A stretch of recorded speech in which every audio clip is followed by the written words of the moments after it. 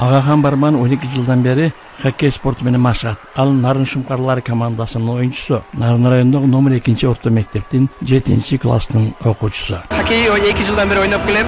Ушул 11 декабрда Бишкекте Кубок мэра деген ушундай бир турнир болуп аткан, ошого келип Нарынды колдоп, Нарын оюн көргөзөйүн деп келгем. Иш-чаранын ачылышында сөз сүйлөгөн Бишкек шаарынын мэри Айбек Жунушалиев мындай эл аралык деңгээлдеги хоккей боюнча кызыктуу мелдеш турнирлер мындан ары көбүрөөк өткөрүлүп турарын эске салды. Хочу отметить, что на протяжении долгих лет, начиная с 2016 года, мындай деңгээлдеги Ордо калаанын мэринин турнири 2016 жылдан бери өткөрүлүп келет. Хоккей чыныгы күтүүлөрдүн оюну. Ошондуктан азыркы турнирде күч сынаган балдарыбыз эртеңки күнү республикабыздын атаган дүйнөгө таратат деген илгери ишеним бар. Начиная с 2016 года проводятся подобные турниры.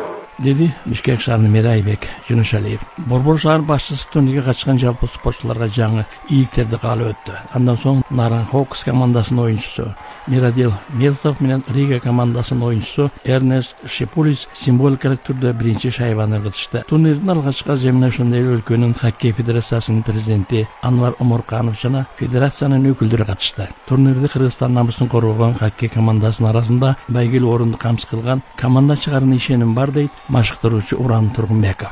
Команда 3 возраста келди. 2012, 2010, анан 2008 жыл колдор.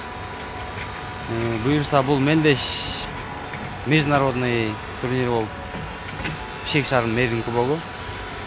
Буюрса Нарын командасынын даярдыгы жакшы, буюрса.